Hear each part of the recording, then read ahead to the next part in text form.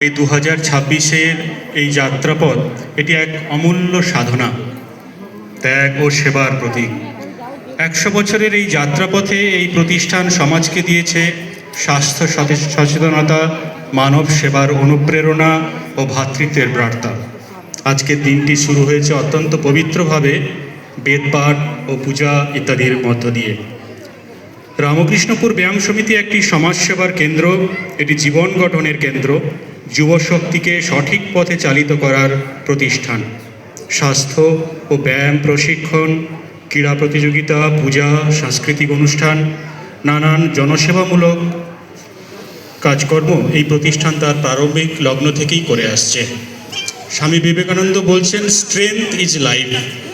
শরীরের শক্তি, মনের শক্তি, মানবতার শক্তি। এই লক্ষ্যে এই প্রতিষ্ঠান তার শতবর্ষে এসে পৌঁছেছে।